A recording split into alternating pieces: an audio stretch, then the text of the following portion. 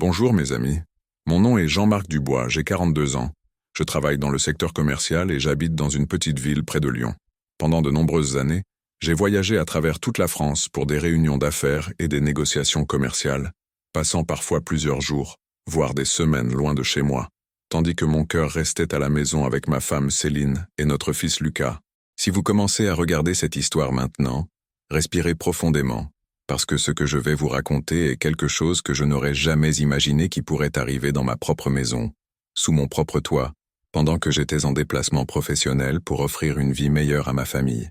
Ce que j'ai découvert a complètement changé ma vie, et changera peut-être aussi la vôtre, surtout si vous êtes père ou mère, et que vous devez vous éloigner de vos enfants à cause des voyages d'affaires. Parfois, on pense qu'on connaît les gens, mais il y a des choses cachées qui ne remontent à la surface que quand on s'y attend le moins. Si vous aimez mon histoire, laissez un petit pouce en l'air pour réjouir ce cœur de père. Abonnez-vous à la chaîne pour ne pas manquer mes prochaines histoires de vie et dites-moi dans les commentaires d'où vous regardez cette vidéo et quelle heure il est chez vous maintenant. Je suis très heureux de savoir de quel coin du monde et à quel moment de la journée vous m'écoutez. Tout a commencé quand j'ai remarqué des changements dans le comportement de mon Lucas. Il avait toujours été un garçon joyeux, de ceux qui couraient pour m'embrasser quand je rentrais de mes déplacements professionnels, qui racontait tout ce qui s'était passé à l'école, qui riait fort en regardant des dessins animés à la télévision. Mon fils était pure énergie, pure joie. Du moins, c'est comme ça que je me souvenais de lui.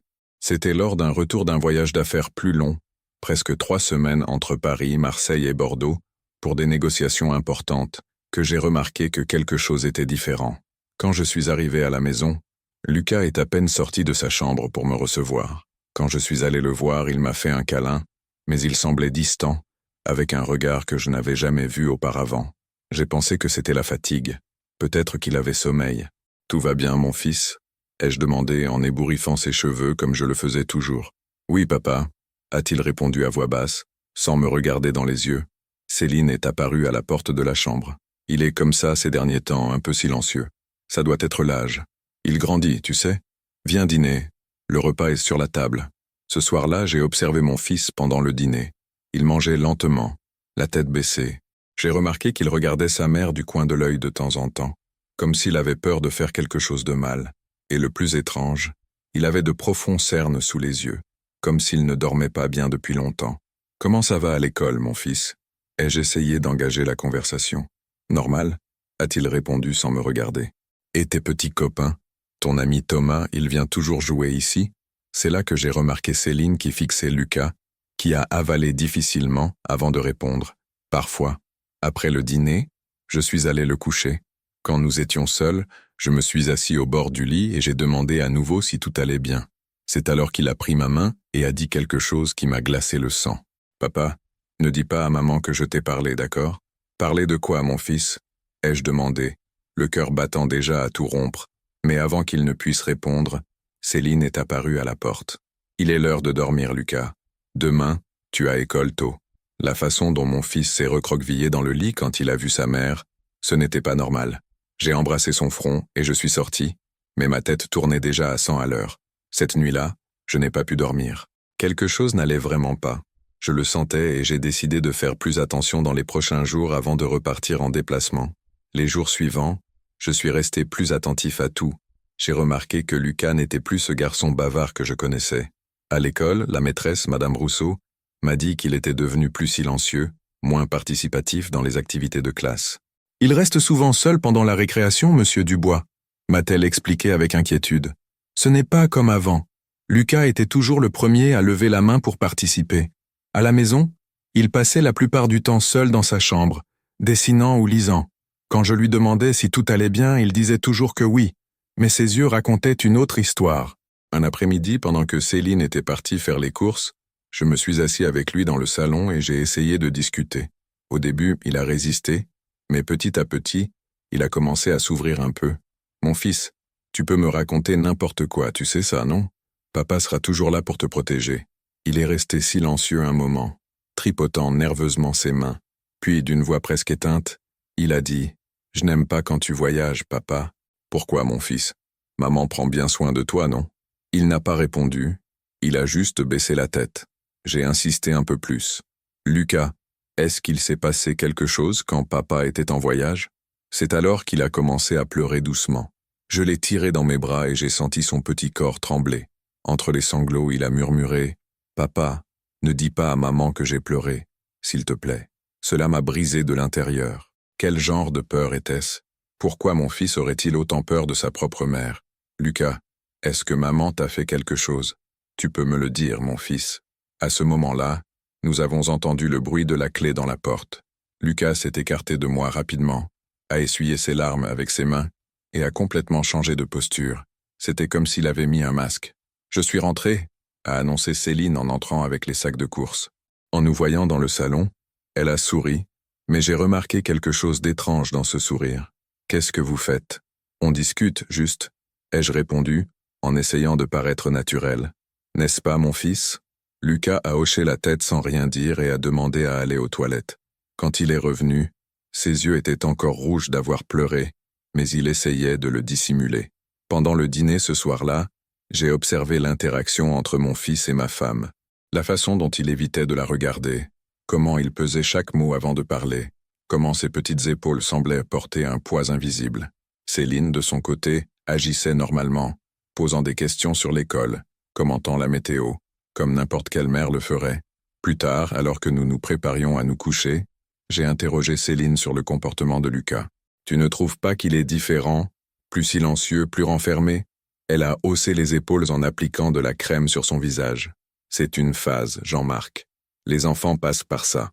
Un jour ils sont joyeux, un autre jour ils sont plus introspectifs. C'est normal. Mais ces cernes, on dirait qu'il ne dort pas bien. Il a eu quelques cauchemars, a-t-elle répondu sans me regarder directement. Les enfants ont ça. Et pourquoi tu ne me l'as pas dit? Parce que je ne voulais pas t'inquiéter pendant tes déplacements. Tu as déjà tellement de choses en tête. L'explication semblait raisonnable, mais quelque chose en moi restait inquiet. Cette nuit-là, je me suis réveillé plusieurs fois en pensant à mon fils, à la façon dont il était différent, à la peur dans ses yeux, et c'est lors d'un de ces réveils que j'ai remarqué que Céline n'était pas dans le lit. Je me suis levé doucement et suis sorti de la chambre. La maison était silencieuse, avec seulement la petite lumière du couloir allumée. C'est alors que j'ai vu. La porte de la chambre de Lucas était entr'ouverte et Céline était à l'intérieur. Je suis resté immobile dans le couloir sans faire de bruit, essayant de comprendre ce qui se passait. Après environ 30 minutes, elle est sortie de la chambre, refermant doucement la porte. « Qu'est-ce que tu faisais dans sa chambre à cette heure ?» ai-je demandé, la surprenant. « Jean-Marc, quelle peur tu m'as faite !» s'est-elle exclamée, la main sur la poitrine. J'allais voir s'il dormait bien. Tu sais, les cauchemars. 30 minutes pour vérifier s'il dort bien. Il s'est réveillé. Il était agité. Je suis resté là pour le calmer. « Ah bon? Quelle question ?» « Désolé, » ai-je répondu en essayant de ne pas montrer ma méfiance. Je m'inquiétais juste. Nous sommes retournés au lit, mais je n'ai plus réussi à dormir. Le lendemain matin, quand Céline est partie emmener Lucas à l'école, je suis allé directement dans sa chambre. Je ne savais pas exactement ce que je cherchais, mais je savais que je devais trouver un indice de ce qui se passait. C'est alors que j'ai vu sous le lit une vieille peluche que je lui avais offerte il y a des années. Un petit lapin que Lucas adorait tant et qui était maintenant déchiré à plusieurs endroits, avec le rembourrage qui sortait. Cela m'a intrigué. Mon fils avait toujours pris grand soin de ses jouets. Quand je l'ai pris dans mes mains, j'ai remarqué quelque chose qui m'a encore plus perturbé. Il y avait des taches sombres sur le tissu qui ressemblaient à des larmes séchées. La nuit suivante, je suis resté éveillé intentionnellement et une fois de plus, vers 22 heures, Céline s'est levée silencieusement de notre lit et est allée dans la chambre de Lucas. Cette fois, j'ai attendu quelques minutes et me suis approché de la porte, essayant d'entendre ce qui se passait à l'intérieur. C'est alors que j'ai entendu le son étouffé de pleurs.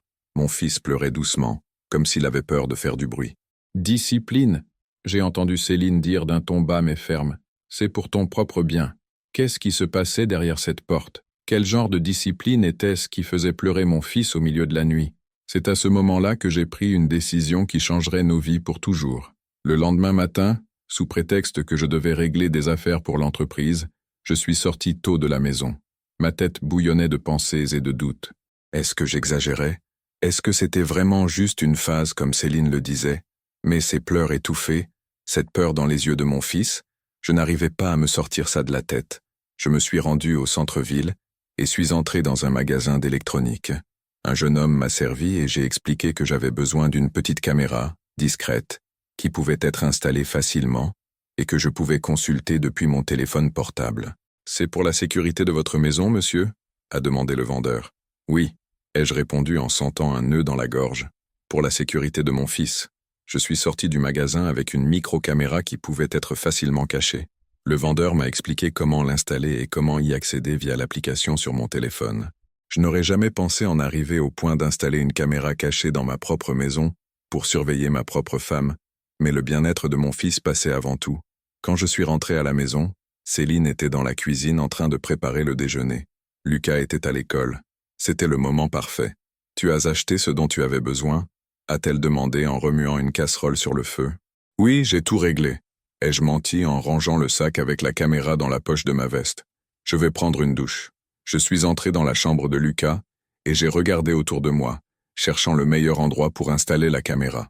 Il fallait que ce soit un angle qui capte toute la chambre, mais qui ne soit pas facile à remarquer. Finalement, j'ai décidé de la positionner sur l'étagère de livres, entre quelques jouets. Elle était assez petite pour passer inaperçue, mais bien placée pour capturer tout ce qui se passait dans la chambre. Les mains tremblantes, j'ai installé la caméra rapidement et l'ai testée depuis mon téléphone. Elle fonctionnait parfaitement. J'ai ressenti un mélange de soulagement et de culpabilité. Soulagement de pouvoir enfin découvrir ce qui se passait. Culpabilité d'envahir l'intimité de ma propre maison. Mais quelque chose me disait que je faisais la bonne chose. Ce soir-là, pendant le dîner, j'ai essayé d'agir normalement, mais mon estomac était noué. Lucas restait silencieux, ne répondant que lorsqu'on lui posait directement une question, toujours avec ce regard inquiet vers sa mère. Céline, de son côté, semblait normale, parlant des voisins, des courses, des projets pour le week-end. Je dois repartir en déplacement après-demain, ai-je commenté en observant leur réaction. Voyage d'affaires à Strasbourg, plusieurs réunions importantes. J'ai vu les épaules de Lucas se recroqueviller légèrement et une lueur presque imperceptible dans les yeux de Céline. « Combien de temps, cette fois ?» a-t-elle demandé avec une tranquillité qui me semblait maintenant suspecte. « Au moins 2 semaines, peut-être plus. Des négociations complexes. » Lucas a baissé encore plus la tête, tripotant la nourriture avec sa fourchette. Céline a légèrement souri. « On va te manquer, n'est-ce pas, mon fils ?» Il a hoché la tête sans rien dire. Après le dîner, je suis allé le coucher. Quand nous étions seuls, il a serré ma main très fort. « Papa, tu dois vraiment partir en voyage ?» Le désespoir dans sa voix m'a brisé le cœur. « Oui, mon fils, je dois travailler. Mais écoute, ça va passer vite et je reviens vite, d'accord ?» Il n'a pas répondu. Il m'a juste serré très fort dans ses bras, comme s'il ne voulait jamais me lâcher. À ce moment-là, j'ai eu la certitude que j'avais fait la bonne chose en installant la caméra. Le jour suivant, j'ai passé le maximum de temps possible avec Lucas. Je l'ai emmené manger une glace après l'école. Nous avons joué au football dans le jardin. Nous avons regardé son dessin animé préféré à la télévision.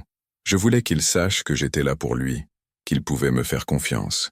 Le soir, avant qu'il ne dorme, je me suis assis au bord du lit et j'ai essayé une fois de plus de le faire parler. « Lucas, tu sais que tu peux me raconter n'importe quoi, tu le sais, non?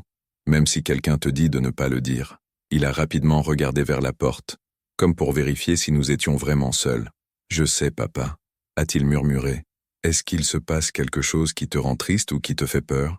Ses yeux se sont remplis de larmes, mais il les a retenus. « Je ne peux pas, papa. »« Pourquoi pas, mon fils ?»« Parce que... » a-t-il commencé, mais sa voix a flanché.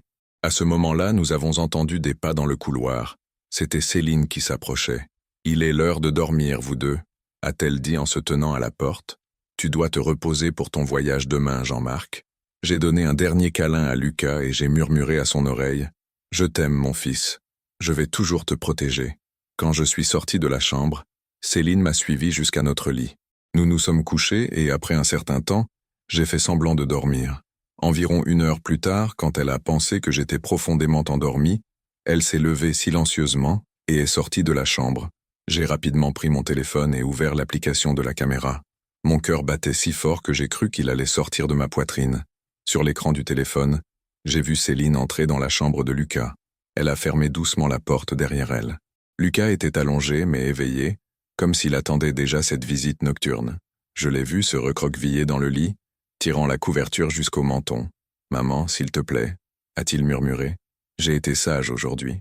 Tu sais que ça n'a pas d'importance, n'est-ce pas ?» a répondu Céline d'une voix que je n'avais jamais entendue auparavant. Froide, distante. « C'est pour ton éducation. » C'est alors que j'ai vu quelque chose qui a glacé mon sang. Céline a sorti de la poche de son peignoir un rouleau de ruban adhésif. À ce moment-là, j'ai senti tout mon corps se glacer. Sur le petit écran du téléphone, j'ai vu ma femme, la mère de mon fils, s'approcher du lit avec le ruban adhésif dans la main. Lucas s'est encore plus recroquevillé, ses petits yeux écarquillés de peur. « S'il te plaît, maman », a-t-il supplié à voix basse. « Je promets que je serai encore plus sage. »« Chut !» a-t-elle fait en mettant le doigt sur ses lèvres. « Les voisins ne peuvent pas entendre, tu te rappelles, et papa non plus. » D'un mouvement rapide, elle a coupé un morceau de ruban et sans aucune hésitation, l'a collé sur la bouche de mon fils. Mon Lucas, mon petit garçon de seulement 9 ans, sa voix réduite au silence de cette manière cruelle. Mes mains tremblaient tellement que j'ai failli laisser tomber le téléphone. « Comme ça, c'est mieux », a dit Céline à voix basse. « Maintenant, on ne va déranger personne avec des pleurs, n'est-ce pas ?» C'est alors qu'elle a sorti de l'autre poche de son peignoir une pantoufle rigide. Lucas, même avec la bouche couverte, essayait de supplier avec ses yeux. Des larmes silencieuses ont commencé à couler sur son petit visage. « C'est pour ton propre bien », a-t-elle continué avec cette voix froide que je ne reconnaissais pas comme étant celle de la femme que j'avais épousée. « Un jour, tu me remercieras de t'avoir enseigné la discipline. » Ce qui s'est passé ensuite a été l'une des choses les plus difficiles que j'ai jamais dû voir de toute ma vie. Céline a commencé à frapper mon fils avec la pantoufle. Ce n'étaient pas des tapes légères ou des fessées éducatives comme certains parents en donnent. C'étaient des coups durs, répétés, pendant qu'elle murmurait pour qu'il apprenne sa leçon. Lucas ne pouvait pas crier à cause du ruban, mais son corps se contorsionnait à chaque coup. Je voyais ses petites épaules secouées par les sanglots silencieux, les larmes mouillant l'oreiller, et le pire, je voyais dans ses yeux un mélange de douleur et de résignation, comme si c'était une routine déjà connue. Je voulais sortir en courant de ma chambre, envahir la sienne et faire arrêter ça immédiatement. Mais une partie de moi savait que j'avais besoin de preuves concrètes de ce qui se passait. J'avais besoin de documenter cette cruauté pour garantir que Lucas ne repasserait plus jamais par ça. Alors, le cœur brisé, j'ai continué à enregistrer. « C'est parce que tu as trop parlé avec ton père aujourd'hui », j'ai entendu Céline dire entre les coups. « Tu sais que tu ne peux pas raconter nos affaires à lui. » Finalement, après ce qui m'a semblé une éternité, elle s'est arrêtée.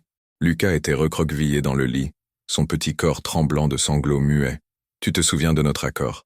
a dit Céline en se penchant sur lui. « Si tu racontes quoi que ce soit à ton père, je vais le savoir et ce sera beaucoup pire. » Elle a alors arraché le ruban de sa bouche, le faisant contracter son visage de douleur. « Maintenant, essuie ce visage et va dormir. Et je ne veux entendre aucun bruit. Compris ?» Lucas a hoché la tête, terrifié. Céline a arrangé la couverture sur lui comme si rien ne s'était passé, comme si ce geste pouvait effacer la violence de quelques instants auparavant. « Bonne nuit, mon fils », a-t-elle dit, et est sortie de la chambre en fermant doucement la porte. Dans l'obscurité de ma chambre, avec le téléphone encore dans ma main et les images de ce que je venais de voir brûlant dans ma rétine, j'ai pleuré en silence. Comment n'avais-je pas remarqué avant?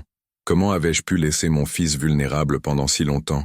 Les voyages, les longues absences, pendant combien de temps cela durait-il? Quelques minutes plus tard, Céline est revenue dans notre lit. J'ai fait semblant de dormir, mais chaque fibre de mon corps voulait la confronter. Crier, demander comment elle était capable de faire ça à notre fils. Mais je savais que je devais être stratégique. Lucas était en danger et je devais agir avec prudence pour le protéger correctement. J'ai passé toute la nuit éveillé, vérifiant périodiquement la caméra. J'ai vu quand Lucas, après le départ de sa mère, a pleuré silencieusement, serrant le lapin en peluche déchiré. J'ai vu quand il s'est finalement endormi, épuisé, et je me suis promis à moi-même que je ferais tout pour sortir mon fils de cette situation. Le lendemain matin, je me suis levé avant Céline et j'ai préparé le petit déjeuner pour Lucas. Quand il est apparu dans la cuisine avec les mêmes cernes profonds et l'air abattu, mon cœur s'est serré. J'ai essayé d'agir normalement, mais je ne pouvais penser qu'aux images de la nuit précédente. « Tu as bien dormi, mon fils ?» ai-je demandé en essayant de ne pas montrer ce que je ressentais. « Oui, papa », a-t-il répondu automatiquement, sans me regarder dans les yeux. « Lucas », ai-je appelé en m'abaissant pour être à sa hauteur. « Regarde-moi. » Il a lentement levé les yeux et j'ai pu voir toute la peur et la douleur qui y étaient contenues. « Je t'aime beaucoup », ai-je dit en tenant ses petites mains. « Et je vais tout faire pour te protéger. Tu me crois ?» Pendant un bref instant, j'ai vu une lueur d'espoir dans ses yeux, mais elle a vite été remplacée par la peur quand nous avons entendu Céline s'approcher. « Bonjour », a-t-elle dit en entrant dans la cuisine comme si rien ne s'était passé. « Vous prenez déjà le petit déjeuner ? Comme c'est bien. » Je l'ai observé servir le café, mettre du beurre sur le pain, Agir comme la mère aimante que j'avais toujours pensé qu'elle était. La même personne qui, quelques heures auparavant, avait torturé notre fils dans le silence de la nuit. « À quelle heure tu pars aujourd'hui » a-t-elle demandé avec désinvolture. « Après le déjeuner » ai-je répondu en essayant de garder une voix ferme. « Je veux profiter de la lumière du jour pour prendre la route. »« Parfait » a-t-elle souri. « Ne t'inquiète de rien. On va bien se débrouiller, n'est-ce pas, Lucas ?» Mon fils a juste hoché la tête sans rien dire. Après le petit déjeuner, pendant que Céline emmenait Lucas à l'école, j'ai couru faire une copie de la vidéo de la nuit précédente. Je devais m'assurer que ces preuves seraient en sécurité. Je l'ai transférée sur une clé USB et aussi sur un stockage cloud. Je ne pouvais pas risquer de perdre ces preuves terribles mais cruciales. Quand je suis revenu sur la route cet après-midi-là, j'étais loin de faire un voyage d'affaires normal. Chaque kilomètre qui m'éloignait de la maison était une agonie, sachant que mon fils resterait seul avec sa tortionnaire. Mais maintenant, j'avais un plan. Et la caméra continuerait à surveiller, enregistrant tout pour que je puisse agir avec toute la force de la loi. Cette nuit-là, j'ai garé ma voiture sur une aire d'autoroute et, le cœur serré, j'ai accédé à l'application de la caméra. Comme je le soupçonnais, la scène de la nuit précédente se répétait. Céline est entrée dans la chambre, a fermé la porte, et le rituel de torture a recommencé. « Pleure doucement », je l'ai entendu dire en appliquant le ruban sur la bouche de mon fils. « Ton père ne peut jamais savoir ça. » C'est à ce moment-là que j'ai pris une décision qui changerait nos vies pour toujours. Je ne pouvais pas attendre de revenir de voyage. Mon fils ne passerait pas une nuit de plus dans cette maison. Les mains tremblantes et les larmes aux yeux, j'ai appelé mon beau-frère, le frère de Céline. Antoine a toujours été un type correct. Il a toujours beaucoup aimé Lucas, et même s'il était son frère, je lui faisais confiance. « Jean-Marc, tout va bien ? Tu n'as pas l'habitude d'appeler à cette heure, » a-t-il répondu avec inquiétude. « Antoine, j'ai besoin que tu m'aides, » ai-je dit en essayant de contrôler ma voix. « C'est une urgence. C'est à propos de Lucas. Qu'est-ce qui s'est passé ? Il est malade ? » « Non, c'est pire. » J'ai respiré profondément. « J'ai besoin que tu ailles chez moi maintenant et que tu emmènes Lucas de là. Invente n'importe quelle excuse. Dis que tu as besoin de lui chez toi pour une raison quelconque. N'importe quoi. Sors juste mon fils de près de Céline, s'il te plaît. Jean-Marc, tu me fais peur. Qu'est-ce qui se passe ? Antoine, je n'ai pas le temps de tout expliquer maintenant. Je suis en déplacement à presque 6 heures de la maison. Je peux te faire confiance ? » Il y a eu un moment de silence de l'autre côté de la ligne. Puis, d'une voix sérieuse, il a répondu « Oui, tu peux me faire confiance. Je vais chercher Lucas maintenant. Merci. » ai-je soupiré, ressentant un léger soulagement. « Quand tu seras avec lui en sécurité, appelle-moi. Et ne raconte rien à Céline, s'il te plaît. » J'ai raccroché, et je suis resté à regarder le téléphone, priant pour qu'Antoine réussisse à sortir mon fils de cette maison le plus vite possible. Pendant ce temps, je suis retourné sur la route, conduisant de retour vers Lyon. Je me fichais de la réunion, du travail, de tout. Je voulais juste rentrer et protéger mon fils. 1h30 plus tard, le téléphone a sonné. C'était Antoine. « Jean-Marc, Lucas est avec moi à la maison. J'ai dit à Céline que j'avais besoin de son aide pour monter des meubles pour l'anniversaire surprise de ma femme Sophie. Elle a été un peu méfiante, mais elle l'a laissé venir. J'ai fermé les yeux un instant, remerciant silencieusement. « Comment va-t-il » Silencieux, un peu effrayé, il a demandé après toi plusieurs fois. « Je peux lui parler ?»« Bien sûr, attends un peu. » J'ai entendu quelques bruits, puis la voix de mon fils. « Papa ? Salut mon fils » ai-je dit en sentant l'émotion me submerger. « Tu vas bien chez tonton Antoine ?»« Oui. »« Papa, tu vas venir me chercher ?»« Oui mon fils. Je reviens à la maison maintenant. J'arrive le plus vite possible, d'accord ? En attendant, reste là avec tonton. Il va prendre soin de toi. »« D'accord, » a-t-il dit, et j'ai pu entendre le soulagement dans sa voix. « Papa, merci. » Ce simple merci m'a brisé le cœur. Mon fils qui me remerciait de le sortir d'une situation d'abus, comme s'il ne méritait pas d'être protégé, comme si être traité avec dignité était une faveur. Je t'aime beaucoup, Lucas. Dans quelques heures, nous serons ensemble.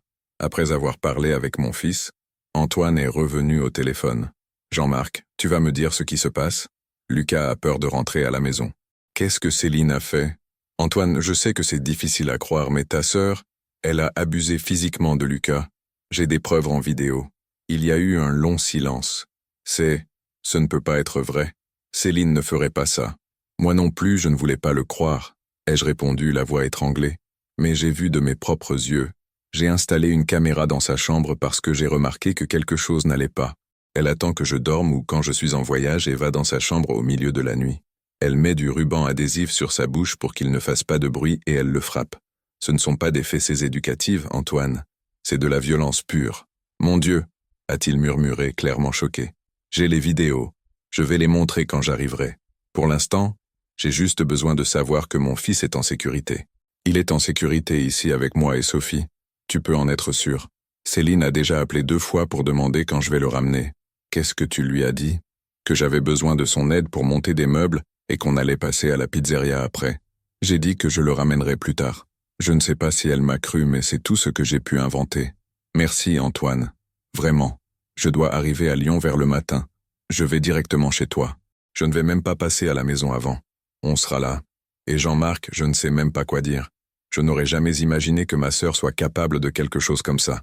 Moi non plus, ai-je répondu en sentant un nœud dans la gorge. Moi non plus. J'ai continué à conduire toute la nuit sans m'arrêter pour me reposer. À chaque instant, je pensais à mon fils, aux marques que ces mois ou années d'abus laisseraient sur lui. Comment une mère pouvait-elle faire ça à son propre fils? Comment n'avais-je pas remarqué avant? En conduisant, je me suis souvenu des petits signes que j'avais ignorés. Les cernes, le comportement renfermé, la peur dans ses yeux, les excuses de Céline sur la discipline et l'éducation. Je me suis souvenu de toutes les fois où Lucas avait essayé de me dire quelque chose, mais s'était arrêté quand Céline entrait dans la pièce. De toutes les fois où il m'avait demandé de ne pas partir en voyage, de rester à la maison. Vers 6 heures du matin, je me suis arrêté à une station-service pour faire le plein et me laver le visage. J'étais épuisé physiquement et émotionnellement. Pendant que l'employé finissait de faire le plein, j'ai décidé de voir une dernière fois ce qui se passait à la maison. J'ai accédé à la caméra depuis mon téléphone et j'ai vu que la chambre de Lucas était vide, le lit fait. Mais ensuite, j'ai entendu la voix de Céline au téléphone. « Je ne sais pas, maman », disait-elle en marchant de long en large dans la chambre. « Antoine est venu chercher Lucas hier soir et ne l'a toujours pas ramené. Il a dit qu'il avait besoin de son aide pour monter des meubles, mais c'est déjà tard. Et Jean-Marc a appelé pour dire qu'il revenait plus tôt de son déplacement. Il y a eu une pause pendant qu'elle écoutait la réponse de sa mère. Je ne sais pas s'il se doute de quelque chose. Il a été bizarre ces derniers jours. Il observe beaucoup. Il pose beaucoup de questions sur Lucas. Autre pause. Bien sûr que je ne lui ai rien dit. Lucas sait qu'il ne peut rien dire. Il a trop peur pour raconter quoi que ce soit. J'ai senti mon sang bouillir. Elle parlait de torturer notre fils comme si c'était quelque chose de normal, comme si c'était un secret qui ne devait simplement pas être partagé avec moi. Je dois raccrocher maintenant, maman. Je vais rappeler Antoine. Dès qu'elle est sortie de la chambre, j'ai coupé l'application et suis remonté dans la voiture. Je devais arriver à Lyon le plus vite possible. Quand je suis finalement arrivé en ville, il était déjà plus de 9 heures du matin. Je suis allé directement chez Antoine comme convenu. Il a ouvert la porte avec une expression sérieuse. « Il dort encore », a dit Antoine à voix basse. Il n'a réussi à s'endormir que vers 5 heures du matin. Il semblait avoir peur de fermer les yeux. « Je peux le voir ?» Antoine m'a conduit jusqu'à la chambre d'amis où Lucas dormait enroulé dans les couvertures, avec une expression paisible que je n'avais pas vue depuis longtemps. Je me suis assis au bord du lit et j'ai passé doucement ma main dans ses cheveux. Il a un peu bougé mais ne s'est pas réveillé. « Jean-Marc » a appelé Antoine depuis le couloir. « Il faut qu'on parle. » Je suis sorti de la chambre en laissant la porte entr'ouverte pour pouvoir entendre si Lucas se réveillait. Dans le salon, Antoine et sa femme Sophie m'attendaient, avec des expressions inquiètes. « J'ai donné son bain hier soir », a dit Sophie les yeux embués. « Il a des marques dans le dos, Jean-Marc. Des marques anciennes, des marques récentes, comme si quelqu'un le frappait régulièrement », a complété Antoine, le visage pâle. « Je sais », ai-je dit en sentant les larmes revenir à mes yeux. « J'ai vu. Tu as dit que tu avais des vidéos », a rappelé Antoine. J'ai pris mon téléphone et leur ai montré les enregistrements des 2 dernières nuits.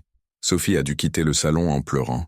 Antoine a regardé en silence, le visage devenant de plus en plus pâle, les mains tremblantes. « Mon Dieu, Jean-Marc », a-t-il dit quand les vidéos se sont terminées. « C'est monstrueux. Je n'arrive pas à croire que ma propre sœur, moi non plus, ai-je répondu en rangeant le téléphone. Mais nous devons agir vite. Céline se doute déjà de quelque chose. Elle t'a déjà appelé plusieurs fois. Je dois emmener Lucas dans un endroit sûr et aller voir la police. C'est alors que nous avons entendu une petite voix venir du couloir. « Papa !» Lucas était debout là, frottant ses yeux ensommeillés. Quand il m'a vu, il a couru vers moi et s'est jeté dans mes bras en pleurant. Je l'ai serré fort, me promettant à moi-même que je ne laisserai plus jamais personne faire du mal à mon fils. « Tout va bien maintenant, mon fils », ai-je murmuré à son oreille. « Papa est là. Personne ne va plus te faire de mal. » Il s'est accroché à moi comme si sa vie en dépendait, Et d'une certaine manière, c'était vraiment le cas. Je me suis assis sur le canapé avec Lucas sur mes genoux, son petit visage caché contre ma poitrine, ses petites mains agrippant ma chemise comme s'il avait peur que je puisse disparaître à tout moment. Antoine et Sophie nous ont laissé un peu d'espace allant dans la cuisine préparer un café. Je suis resté là, serrant juste mon fils, sentant son corps tremblant se calmer petit à petit. Mon fils, ai-je appelé doucement quand j'ai senti qu'il était plus tranquille. Je dois te parler de quelque chose de très important. Il a levé son visage, les yeux encore rouges d'avoir pleuré. Il y avait tellement de peur là, tellement de douleur pour un enfant si petit. Tu n'as plus besoin d'avoir peur, ai-je continué en tenant ses petites mains entre les miennes. Je sais ce qui se passait quand je n'étais pas à la maison. Je sais ce que maman te faisait la nuit. Son corps s'est immédiatement raidi, et j'ai vu la panique grandir dans ses yeux. Papa, elle va être très fâchée si elle sait que j'ai dit quelque chose. Tu n'as rien dit, mon fils. J'ai découvert tout seul, ai-je expliqué en essayant de le calmer. J'ai installé une caméra dans ta chambre avant de partir en voyage. J'ai tout vu. Lucas m'a regardé confus, essayant de traiter ce que je disais. Tu as vu? Oui, mon fils. J'ai vu tout ce qu'elle te faisait. Le ruban sur ta bouche, les coups. Il a baissé la tête comme s'il avait honte. Pardon, papa. Ces deux mots m'ont détruit de l'intérieur. Mon fils, s'excusant d'avoir été victime d'abus, j'ai tenu son petit visage entre mes mains, le faisant me regarder. Lucas, écoute bien ce que papa va te dire. Tu n'as rien fait de mal, rien du tout. Ce que maman t'a fait est très, très mal. Aucun adulte, même pas les parents, ne peut faire du mal à un enfant comme ça. Tu comprends ça? Il a lentement hoché la tête, mais j'ai vu qu'il y avait encore du doute dans ses yeux. Des années de manipulation et de peur ne s'effaceraient pas avec quelques mots. Depuis combien de temps ça arrive, mon fils? Il a mordu sa lèvre, hésitant. Depuis que tu as commencé à faire des voyages plus longs. Elle a dit que c'était pour m'apprendre à être un bon garçon, pendant que tu n'étais pas là. Elle a dit que si je racontais à quelqu'un, personne ne me croirait, qu'elle dirait que je mentais pour attirer l'attention. J'ai fermé les yeux un moment, sentant une douleur physique en pensant que ça durait depuis si longtemps, pratiquement 1 an entier, et je ne l'avais pas remarqué. Tous ces voyages, toutes ces nuits où j'avais laissé mon fils seul avec sa tortionnaire. Et quand j'étais à la maison, elle faisait ça aussi? Il a secoué la tête. Pas autant, seulement quand tu dormais. Elle attendait que tu dormes et venait dans ma chambre, mais c'était plus rapide parce qu'elle avait peur que tu te réveilles et entendes quelque chose. Je me suis souvenu de toutes les fois où je m'étais réveillé et l'avais trouvée en train de revenir au lit, prétendant être allée aux toilettes ou boire de l'eau. Tous les matins où j'avais trouvé Lucas abattu, avec des cernes, sans énergie. Comment avais-je été aussi aveugle? Quand elle te frappait, elle disait pourquoi. Lucas a haussé les épaules. Parfois, c'était parce que j'avais trop parlé avec toi, ou parce que j'avais laissé mon cartable au mauvais endroit, ou parce que je n'avais pas tout mangé au dîner. Il a fait une pause en avalant difficilement. Mais la plupart du temps, elle disait qu'elle n'avait pas besoin de raison, que c'était pour que j'apprenne à être fort. Une larme a coulé de mon œil, et je l'ai essuyée rapidement. Je devais être fort pour lui maintenant. Lucas, regarde-moi, ai-je demandé en attendant que ses yeux rencontrent les miens. À partir d'aujourd'hui, c'est fini. Tu ne repasseras plus jamais par ça. Plus jamais. Je te le promets. Mais maman, elle va être très fâchée quand elle saura que tu sais. Ne t'inquiète pas pour elle. Tu ne seras plus jamais seul avec elle. Jamais. C'est alors qu'Antoine est revenu au salon avec un plateau de chocolat chaud et de biscuits.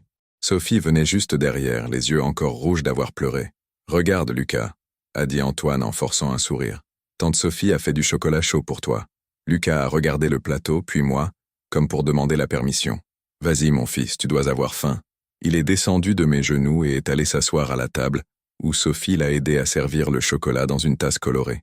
Pendant qu'il mangeait, Antoine m'a fait signe de le suivre jusqu'à la véranda. « Et maintenant, Jean-Marc, qu'est-ce que tu vas faire? » « Je vais au commissariat, » ai-je répondu déterminé. « Je vais montrer les vidéos, faire un dépôt de plainte, demander une mesure de protection pour Lucas. Je vais faire tout ce qui est nécessaire pour garder mon fils en sécurité. Tu sais que ça va détruire ta famille, non?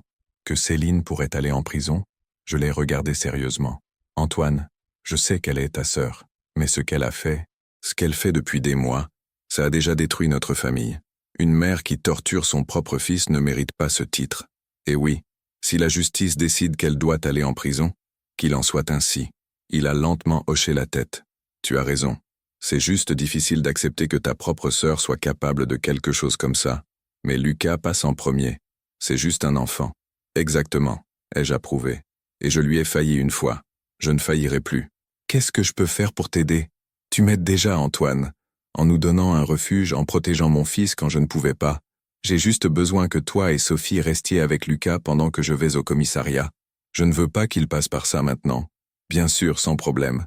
Il peut rester ici le temps qu'il faudra. Nous sommes rentrés et j'ai trouvé Lucas plus animé, parlant à voix basse avec Sophie pendant qu'elle lui servait plus de biscuits. C'était la première fois depuis longtemps que je le voyais ainsi, presque détendu, presque comme l'enfant qu'il devrait être. Mon fils, ai-je appelé en m'agenouillant à côté de lui. Papa doit sortir quelques heures pour régler des choses importantes. Tu restes ici avec tonton Antoine et tante Sophie. D'accord? La panique est immédiatement revenue dans ses yeux. Tu vas revenir, hein, papa? Tu promets? Bien sûr que oui, mon fils. Je promets. Je vais juste régler des choses pour garantir que tu restes en sécurité. Maman va venir me chercher? Non, ai-je répondu fermement. Elle ne viendra pas ici. Tu es en sécurité, compris? Il a hoché la tête mais semblait encore inquiet. Sophie, remarquant sa peur, a suggéré « Lucas, et si on regardait ce film de super-héros que tu aimes tant pendant que ton papa règle les choses ?» La suggestion a semblé l'enthousiasmer un peu. Je lui ai fait un dernier câlin avant de partir, promettant encore que je reviendrai bientôt. Sur le chemin du commissariat, mon téléphone n'arrêtait pas de sonner. C'était Céline. J'ai ignoré les premiers appels, mais à la 5e fois, j'ai décidé de répondre. Je devais gagner du temps. « Allô ?» ai-je répondu sèchement. « Jean-Marc ?» s'est-elle exclamée soulagée. « Dieu merci, j'essaie de te joindre depuis des heures. Antoine a emmené Lucas hier soir et ne l'a toujours pas ramené. Il ne répond pas à mes appels. Je suis inquiète. L'hypocrisie de ces mots m'a révoltée. Elle inquiète pour le fils qu'elle torturait méthodiquement. « Il va bien ?» ai-je répondu en essayant de contrôler la rage dans ma voix. « Il est encore avec Antoine? Pourquoi tu ne m'as pas dit que tu rentrais plus tôt? Et pourquoi tu n'es pas venu à la maison? Où es-tu? Je règle des affaires. » ai-je esquivé. « J'arrive à la maison plus tard. Jean-Marc, qu'est-ce qui se passe? Tu es bizarre. On parlera quand j'arriverai. » ai-je répondu et j'ai raccroché avant qu'elle ne puisse poser plus de questions. Au commissariat, j'ai été reçu par une commissaire qui a écouté mon récit avec attention et sérieux. Quand j'ai montré les vidéos, elle a secoué la tête, visiblement perturbée. « Monsieur Dubois, c'est un cas grave de violence domestique contre mineurs, » a-t-elle expliqué. « Nous allons prendre toutes les mesures nécessaires. D'abord, nous allons enregistrer un dépôt de plainte détaillé et demander une mesure de protection d'urgence pour éloigner votre épouse du mineur. Et pour la garde de mon fils, vous pouvez demander la garde provisoire immédiatement pendant que le procès suit son cours. Avec ces preuves, il est très probable que le juge accorde la demande. J'ai passé les heures suivantes à faire ma déposition, à remplir des formulaires, à envoyer les vidéos au système de la police. La commissaire a appelé les services de protection de l'enfance qui ont envoyé une représentante pour suivre l'affaire. Tout semblait se passer au ralenti et à toute vitesse en même temps. Quand je suis finalement sorti du commissariat, il était déjà presque la fin d'après-midi. J'avais en main un dépôt de plainte et un protocole de demande de mesures de protection. La commissaire m'a assuré qu'un officier irait chez moi encore ce jour-là pour notifier Céline de la mesure qui l'interdisait d'approcher Lucas ou d'entrer en contact avec lui de quelque manière que ce soit. En conduisant de retour chez Antoine, j'ai reçu un appel d'un numéro inconnu. C'était l'huissier de justice m'informant qu'il venait de remettre la notification de la mesure de protection à Céline. Elle n'a pas bien réagi, a-t-il commenté. Elle était bouleversée, disant que tout était un mensonge, que vous inventiez des choses pour lui enlever son fils. C'était à prévoir, ai-je répondu, fatigué. Vous avez un endroit sûr pour rester avec le mineur? Parce qu'elle ne pourra pas rester dans la même résidence que lui. Oui, nous sommes chez mon beau-frère pour l'instant. Je compte louer un endroit à moi dans les prochains jours. Parfait. En cas de problème, contactez immédiatement le commissariat. Quand je suis arrivé chez Antoine, j'ai trouvé Lucas plus calme, regardant la télévision avec Sophie. Quand il m'a vu, il a couru vers moi pour me serrer dans ses bras. « Tu es revenu !» s'est-il exclamé, soulagé. « J'ai promis, non ?» ai-je souri en le prenant dans mes bras. Et papa tient toujours ses promesses. Antoine m'a appelé dans la cuisine, pendant que Sophie restait avec Lucas au salon. « Céline est venue ici », a-t-il dit à voix basse. J'ai senti mon sang se glacer. « Quoi? Quand ?»« Il y a environ 1 heure. Elle était furieuse, disant que tu avais inventé des mensonges sur elle, qu'elle venait de recevoir une mesure de protection et qu'elle savait que nous étions ici. Elle a essayé d'entrer pour voir Lucas. A essayé? J'ai essayé, mais je ne l'ai pas laissé. J'ai dit qu'elle était trop bouleversée et qu'il valait mieux revenir quand elle serait plus calme. Elle a menacé d'appeler la police, mais je lui ai rappelé que la mesure de protection s'appliquait à elle, pas à nous. Finalement, elle est partie, mais je suis sûr qu'elle va revenir. Nous allons devoir partir d'ici, ai-je conclu en passant ma main dans mes cheveux. Je ne veux pas vous impliquer plus que je ne l'ai déjà fait. Où vas-tu aller? Je vais louer une chambre d'hôtel pour l'instant, jusqu'à ce que je trouve un appartement. Ne sois pas idiot, Jean-Marc, a dit Antoine en posant sa main sur mon épaule. Vous pouvez rester ici aussi longtemps que nécessaire. Ma maison est grande. Nous avons la chambre d'amis. Lucas se sent déjà à l'aise ici. Je ne veux pas vous causer de problème. Céline est ta sœur. C'est très compliqué. Elle est ma sœur, oui. Mais ce qu'elle a fait est impardonnable. Lucas n'est qu'un enfant. Il ne méritait pas de passer par ça. Vous restez ici jusqu'à ce que vous vous rétablissiez. Un point, c'est tout. J'ai ressenti une vague de gratitude pour cet homme qui, même en étant le frère de la personne qui avait causé tant de mal, a choisi d'être du bon côté, du côté de la justice et de la protection d'un enfant innocent. Cette nuit-là, quand j'ai mis Lucas au lit dans la chambre d'amis, il m'a demandé de rester jusqu'à ce qu'il s'endorme. Je me suis allongé à côté de lui et nous sommes restés en silence pendant quelques minutes. « Papa » a-t-il appelé doucement. « Oui, mon fils. Maman ne va plus me faire de mal, n'est-ce pas? »« Non, mon fils. Plus jamais, ai-je promis en tenant sa petite main. Papa va te protéger toujours. » Elle était très en colère parce que tu as découvert. Je pense que oui, mais ça n'a plus d'importance maintenant. Ce qui compte, c'est que tu es en sécurité. Il est resté silencieux pendant quelques instants supplémentaires, puis a murmuré « Tu sais, papa, je priais toutes les nuits pour que tu découvres. J'avais tellement peur de te le dire. J'ai senti les larmes revenir à mes yeux. Je suis tellement désolé de ne pas avoir découvert plus tôt, mon fils. Vraiment désolé. Ce n'était pas ta faute, papa, a-t-il dit avec une sagesse au-delà de son âge. Maman disait que c'était notre secret, que tout le monde penserait que je mentais. Même toi. Je n'aurais jamais pensé ça, Lucas. Jamais. Tu peux toujours tout me raconter. Je te croirai toujours. Il a légèrement souri, le premier sourire sincère que j'avais vu sur son visage depuis longtemps. Peu après, il s'est endormi en tenant ma main. Je suis resté là à observer mon fils dormir en paix, peut-être pour la première fois depuis longtemps, et j'ai juré que je ferais tout pour reconstruire nos vies et lui rendre l'enfance qu'il méritait. Le lendemain, j'ai reçu un appel de mon avocat que j'avais engagé pour s'occuper du dossier de garde. Monsieur Dubois, le juge a accordé votre demande de garde provisoire. Vous avez la garde exclusive de Lucas jusqu'à ce que le procès soit jugé. Votre épouse aura droit à des visites supervisées, si vous êtes d'accord, mais seulement dans un lieu neutre et avec l'accompagnement d'un professionnel désigné par la justice. J'ai senti un poids énorme se retirer de mes épaules. Ce n'était que le début d'une longue bataille judiciaire, je le savais, mais c'était un début, un pas important pour garantir la sécurité de mon fils. Quand j'ai raccroché le téléphone, j'ai vu Lucas m'observer depuis la porte de la cuisine, les yeux pleins d'espoir et de peur en même temps. « Papa, on va bien s'en sortir, n'est-ce pas ?» J'ai ouvert les bras et il a couru vers moi. Je l'ai serré de toutes mes forces, sachant que nous avions un long chemin devant nous, mais déterminé à tout faire réussir. « Oui, mon fils, je te promets, on va bien s'en sortir. » Les semaines qui ont suivi ont été d'adaptation et de guérison. Nous avons loué un petit appartement près de chez Antoine et Sophie, qui ont continué à être notre refuge. J'ai dû prendre des décisions difficiles concernant mon travail. Les longs voyages d'affaires étaient incompatibles avec la nouvelle réalité d'être père seul. J'ai parlé avec mon patron et nous avons trouvé un accord. Je suis passé à un poste de responsable régional qui me permettait de rentrer à la maison tous les soirs. Plus de voyages de plusieurs semaines. Plus d'absences prolongées. Lucas a commencé une thérapie 3 fois par semaine. La psychologue, Dr. Martine Leroy, était spécialisée en traumatisme infantile et avait beaucoup d'expérience avec les enfants victimes de violences domestiques. Au début, mon fils était réticent à parler, mais petit à petit, il s'est ouvert, exprimant ses peurs et ses douleurs, de manière que sa petite tête pouvait traiter. Un après-midi, après une séance particulièrement intense, Dr. Leroy m'a demandé de parler avec elle en privé. « Monsieur Dubois, Lucas fait des progrès mais le traumatisme est profond, a-t-elle expliqué avec sérieux. Il a vécu environ 1 an sous une terreur constante, craignant toujours le moment où sa mère entrerait dans la chambre pour lui faire du mal. Va-t-il surmonter ça un jour? Ai-je demandé avec angoisse. Les enfants sont étonnamment résilients quand ils ont le soutien adéquat. A-t-elle légèrement souri. Le fait que vous ayez agi rapidement quand vous avez découvert l'abus a été crucial.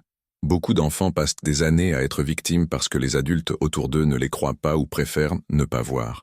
J'aurais dû remarquer plus tôt. ai-je dit en sentant le poids de la culpabilité que je portais encore. Les abuseurs sont très habiles à cacher leurs actes, monsieur Dubois. Et d'après ce que Lucas m'a raconté, sa mère le menaçait constamment pour garantir son silence. Elle choisissait des moments où vous n'étiez pas là ou quand elle pensait que vous ne remarqueriez pas. C'est typique des abuseurs. J'ai pensé à tous les voyages, à toutes les nuits passées loin de chez moi, laissant mon fils vulnérable. Je vais changer mon travail définitivement.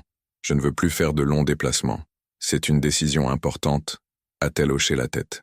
La présence constante d'un adulte protecteur est fondamentale pour la récupération de Lucas. Il a besoin de se sentir en sécurité, de savoir qu'il peut avoir confiance que vous serez toujours là. Je serai toujours là, ai-je promis. Mais qu'en est-il des visites supervisées? Le juge a accordé ce droit à Céline, et je ne sais pas comment Lucas va réagir en voyant sa mère. Docteur Leroy a soupiré. C'est une question délicate. Légalement, elle a ce droit à moins qu'il ne soit prouvé que les visites seraient préjudiciables à la santé mentale de Lucas. D'après ce que j'ai vu, je peux préparer un rapport pour le tribunal recommandant que les visites soient suspendues temporairement, au moins jusqu'à ce que Lucas soit plus stable émotionnellement. Ça aiderait beaucoup, ai-je répondu soulagé. Il se réveille encore en criant certaines nuits, m'appelant avec peur qu'elle vienne lui faire du mal. Les cauchemars sont communs dans les cas de traumatisme. Ils vont diminuer avec le temps et la thérapie. A-t-elle fait une pause? Monsieur Dubois, il y a autre chose dont nous devons discuter. Lucas a mentionné que sa mère utilisait la religion pour justifier les punitions. Elle disait que c'était de la discipline biblique, qu'elle faisait ça pour son bien. J'ai senti mon estomac se retourner. Elle n'a jamais été particulièrement religieuse avec moi. Je n'aurais jamais imaginé qu'elle utiliserait ça comme excuse pour « je n'ai pas pu terminer ma phrase ». Malheureusement, c'est plus courant qu'on ne l'imagine. Certaines personnes distordent des concepts religieux pour justifier la violence contre les enfants. Cela explique aussi une partie de la confusion morale que ressent Lucas. Il a été amené à croire qu'il méritait cette souffrance, que c'était pour son bien. Je suis sorti de cette séance le cœur lourd, mais aussi avec plus de clarté sur comment aider mon fils.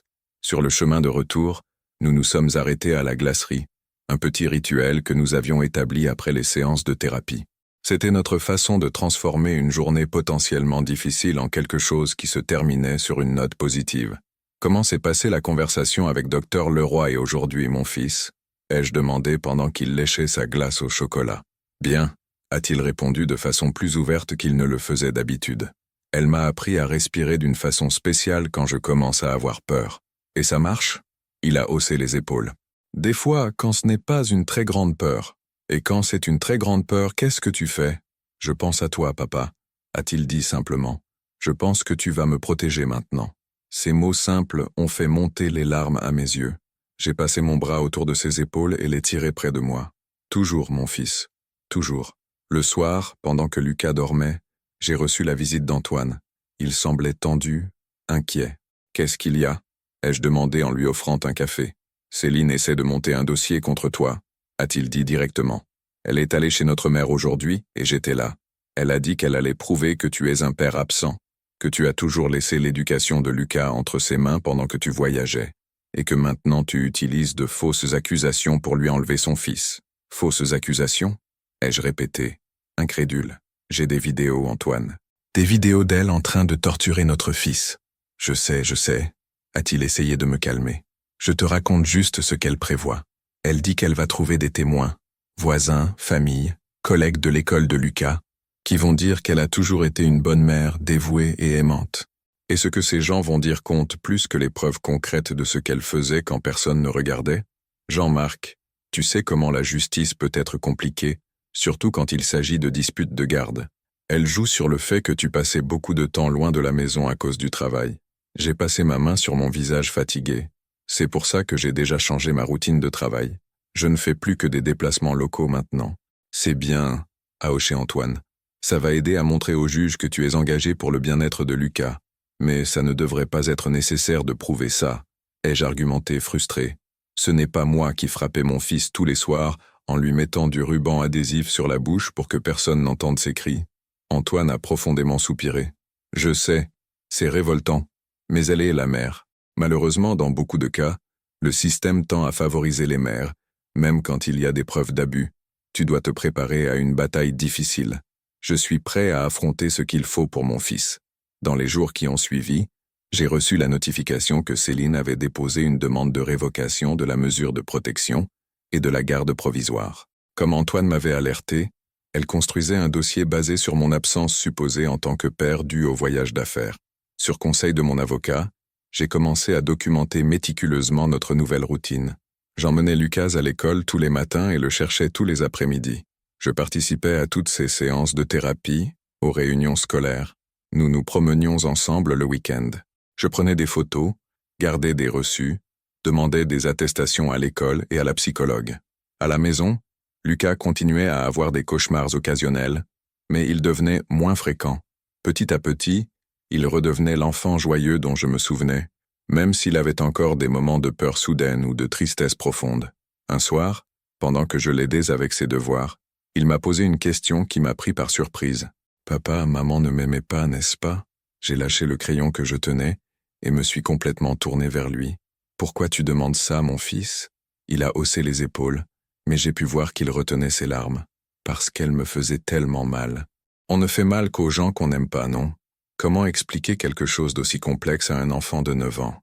Comment lui faire comprendre que le problème n'était pas lui, n'a jamais été lui? Lucas, ce que maman t'a fait n'a rien à voir avec le fait que tu sois un bon ou un mauvais garçon, ou avec le fait qu'elle t'aime ou non. Ai-je commencé prudemment? Il y a des adultes qui sont malades ici-dedans. J'ai pointé ma tête. Et ici, j'ai pointé mon cœur. Ils font des choses très mauvaises parce qu'ils ne savent pas gérer leurs propres sentiments et problèmes. Alors maman est malade? D'une certaine façon, oui. Ce n'est pas une maladie comme la grippe ou le mal de ventre. C'est une maladie qui fait que la personne fait du mal aux autres, surtout à ceux qui ne peuvent pas se défendre. Et c'est très, très mal. Il est resté silencieux un moment, traitant ce que j'avais dit. Elle va guérir un jour? C'était la question la plus difficile. Je ne sais pas, mon fils. Certaines personnes arrivent à reconnaître qu'elles sont malades et cherchent de l'aide pour aller mieux. D'autres non. Mais le plus important, c'est que tu es en sécurité maintenant, et je vais tout faire pour que tu continues à l'être. Et si le juge dit que je dois retourner vivre avec elle? Il a demandé avec une peur évidente dans la voix. Ça n'arrivera pas, ai-je garanti en le tirant dans mes bras. Nous avons des preuves de ce qu'elle a fait, et ton bien-être est le plus important pour le juge. En plus, Dr Leroy aide à expliquer au tribunal que tu as besoin de temps pour te sentir à nouveau en sécurité.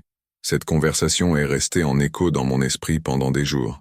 Mon fils, si petit, essayant de comprendre pourquoi sa propre mère l'avait soumis à une telle cruauté. Comment un enfant traite ça? Comment surmonter? 2 semaines plus tard, nous avons reçu la nouvelle. La demande de Céline pour la révocation de la mesure de protection avait été refusée. Le rapport de Dr Leroy, avec les vidéos et le témoignage de Lucas lui-même, fait dans un environnement protégé avec soutien psychologique, ont été décisifs. Le juge n'a pas seulement maintenu la mesure de protection, mais a aussi suspendu temporairement le droit aux visites supervisées, déterminant que Céline devrait passer par une évaluation psychologique et un traitement avant que tout contact avec son fils ne soit rétabli. C'était une victoire significative, mais je savais que la bataille n'était pas encore terminée. Céline n'abandonnerait pas facilement, et nous devrions encore affronter l'audience finale pour déterminer la garde permanente. Cette nuit-là, pendant que Lucas dormait tranquillement pour la première fois depuis de nombreuses semaines, je me suis assis sur le balcon de notre petit appartement et j'ai réfléchi à tout ce que nous avions traversé. La découverte terrible, le sauvetage désespéré, les nuits de cauchemar, les séances de thérapie, les batailles judiciaires. Ça avait été la période la plus difficile de nos vies, mais aussi le début de notre guérison. J'ai regardé les étoiles en pensant à comment notre futur semblait maintenant un peu plus clair, un peu plus plein d'espoir. Lucas commençait à sourire à nouveau, à jouer, à faire confiance. J'avais trouvé un nouvel équilibre entre travail et famille, en priorisant ce qui comptait vraiment. Et même si le chemin était encore long, pour la première fois depuis longtemps, je croyais vraiment que nous allions nous en sortir. Mon téléphone a vibré avec un message. C'était Antoine envoyant une photo qu'il avait prise ce jour-là lors d'un barbecue chez lui. Lucas souriant en tenant une brochette de marshmallow au-dessus du barbecue, ses yeux brillant d'une joie sincère que je n'avais pas vue depuis si longtemps. En dessous de la photo, le message d'Antoine. Ce sourire vaut chaque bataille, n'est-ce pas? J'ai répondu, le cœur plein, chacune d'entre elles. Aujourd'hui, presque 2 ans après cette nuit fatidique où j'ai installé la caméra dans la chambre de mon fils, notre vie a pris un tournant complètement différent. Nous habitons dans une petite maison confortable, avec un jardin où Lucas peut jouer, et où nous avons planté ensemble un petit potager. J'ai un emploi stable comme directeur logistique dans une entreprise de transport local. Plus de longs déplacements, toujours à la maison tous les soirs. Lucas a maintenant 11 ans. Les cauchemars qui étaient fréquents avant sont maintenant rares. Il continue la thérapie, mais nous l'avons réduite à 1 fois par semaine. Dr Leroy dit que ses progrès sont remarquables, même si certaines cicatrices émotionnelles l'accompagneront probablement longtemps. Mais il a appris à gérer ses cicatrices, à comprendre que ce qui s'est passé n'était pas sa faute, et à reconnaître les signes de danger et à demander de l'aide quand nécessaire. À l'école, mon fils est redevenu un élève participatif. Il s'est fait de nouveaux amis et a récemment rejoint l'équipe de football. Voir la joie sur son visage quand il marque un but, entendre son rire insouciant pendant qu'il joue avec ses camarades, ce sont ces moments qui me montrent que notre lutte en valait la peine. Quant à Céline, la justice a suivi son cours. Après de nombreuses audiences et évaluations psychologiques, elle a été reconnue coupable de maltraitance infantile et de mauvais traitements. Une peine de travaux d'intérêt général et de traitement psychiatrique obligatoire lui a été imposée, en plus de la perte définitive de la garde de Lucas. Elle essaie encore de temps en temps d'obtenir le droit de voir son fils, toujours sous prétexte qu'elle est guérie et qu'elle regrette. Le juge maintient sagement la décision que tout contact doit être préalablement approuvé par Lucas et son équipe thérapeutique. Jusqu'à aujourd'hui, mon fils n'a montré aucun intérêt à revoir sa mère. Quand le sujet surgit, il devient silencieux, pensif et change généralement de sujet. Dr Leroy m'a expliqué que c'est normal et sain. Il se protège, établit des limites, quelque chose qui lui a été refusé pendant si longtemps. Peut-être qu'un jour, quand il sera plus âgé et émotionnellement préparé, il décidera de reprendre un certain type de contact. Mais ce sera sa décision, quand et s'il est prêt. Ce qui m'a le plus marqué dans tout ce parcours, c'est de réaliser comment la violence domestique contre les enfants peut se produire silencieusement, juste sous notre nez. Céline maintenait une image parfaite de mère dévouée aux yeux de tous. Voisins, famille, professeurs. Personne n'aurait jamais suspecté ce qu'elle faisait quand les portes se fermaient. Personne, sauf son fils terrifié qui n'avait ni voix ni pouvoir pour se défendre. J'ai appris à être toujours attentif aux signes. Les changements dans le comportement de Lucas n'étaient pas juste une phase ou de la croissance, comme Céline essayait de me convaincre. C'étaient des cris silencieux de secours que j'ai, malheureusement, mis du temps à entendre. Aujourd'hui, je suis beaucoup plus observateur, pas seulement avec mon fils mais avec les autres enfants autour de moi. J'ai déjà identifié des situations suspectes quelquefois et n'ai pas hésité à contacter les autorités compétentes. Il vaut mieux enquêter et découvrir que tout va bien que d'ignorer et permettre qu'un autre enfant continue à souffrir. À la maison, nous avons construit une relation basée sur la confiance absolue. Lucas sait qu'il peut me raconter n'importe quoi sans peur de jugement ou de punition. Nous avons nos règles et limites, bien sûr, mais toujours discuter avec respect et affection. La discipline s'enseigne à travers les conversations, les conséquences logiques et l'exemple. Jamais, jamais à travers la violence physique ou psychologique. Une des choses dont je suis le plus fier, c'est de voir comment Lucas est devenu un garçon empathique et protecteur. À l'école, il défend fréquemment les camarades qui souffrent de harcèlement ou qui semblent vulnérables. Tout le monde mérite de se sentir en sécurité, papa, m'a-t-il dit une fois avec une sagesse, au-delà de son âge. Récemment, j'ai été invité à témoigner dans un groupe de soutien pour pères célibataires qui ont vécu des situations de violence domestique. J'ai partagé notre histoire en soulignant l'importance d'être attentif aux signes, de croire les enfants quand ils essaient de communiquer que quelque chose ne va pas, et d'agir rapidement quand il y a des soupçons d'abus. Après mon intervention, une dame s'est approchée en pleurant. Elle venait de découvrir que son ex-mari abusait de leur fille pendant les visites du week-end. Elle avait installé des caméras après avoir remarqué des comportements étranges chez l'enfant, comme je l'avais fait. Votre témoignage m'a donné le courage de poursuivre la procédure, a-t-elle dit en serrant ma main. Savoir qu'il est possible de reconstruire la vie, que les enfants peuvent se rétablir, ça m'a donné de l'espoir. Et c'est ce que je porte avec moi tous les jours. L'espoir. L'espoir que Lucas continue son parcours de guérison, qu'il grandisse fort et confiant, malgré les adversités qu'il a affrontées si tôt dans la vie. L'espoir que notre histoire puisse aider d'autres familles à identifier et interrompre des cycles de violence. L'espoir qu'en tant que société, nous puissions mieux protéger nos enfants.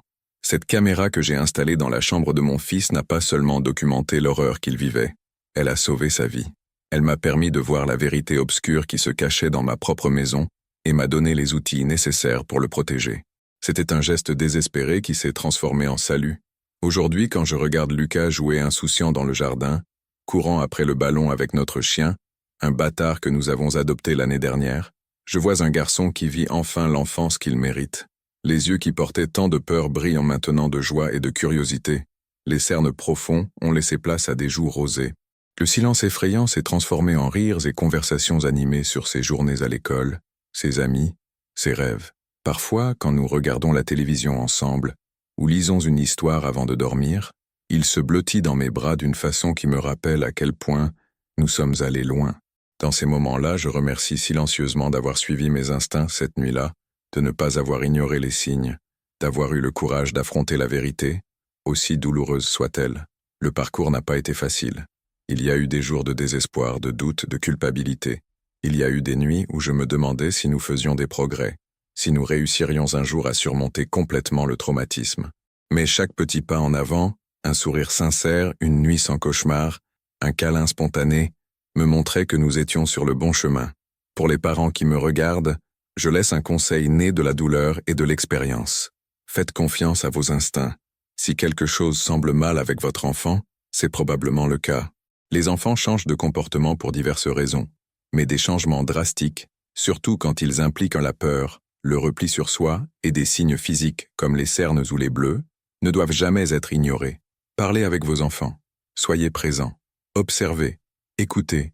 Pas seulement ce qu'ils disent, mais aussi ce qu'ils ne disent pas, ce qu'ils expriment à travers le comportement, les dessins, les jeux. Et souvenez-vous, la violence contre les enfants n'a aucune justification.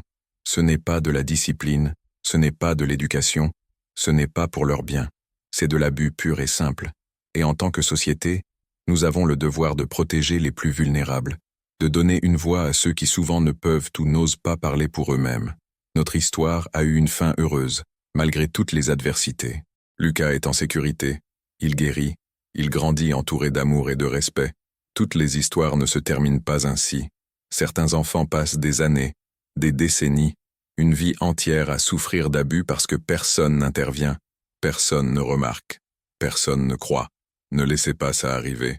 Soyez attentifs, soyez la voix, soyez la protection que chaque enfant mérite. Un après-midi de la semaine dernière, Lucas et moi avons fait quelque chose de spécial. Nous avons planté un cerisier dans notre jardin, un arbre en souvenir de tout ce que nous avons surmonté ensemble. Comme ça, on se souviendra toujours qu'on a réussi, papa, a-t-il dit en tassant la terre autour des racines. Et chaque printemps, quand l'arbre fleurira, on pensera à combien on est devenu fort. C'est une belle idée, mon fils, ai-je dit, les larmes aux yeux. Et quand je serai grand, a-t-il continué, je raconterai cette histoire aux autres enfants qui ont peur. Je leur dirai qu'ils peuvent demander de l'aide, que les adultes peuvent les protéger. Ces paroles m'ont touché plus profondément qu'ils ne pouvaient l'imaginer. Parce que c'est ça, l'héritage. Pas seulement survivre au traumatisme, mais le transformer en force, en courage, en empathie pour aider les autres. Si cette histoire a touché votre petit cœur, laissez un pouce en l'air pour rendre ce père heureux. Abonnez-vous à la chaîne maintenant pour ne pas manquer les prochaines histoires que je vais raconter avec tout mon cœur.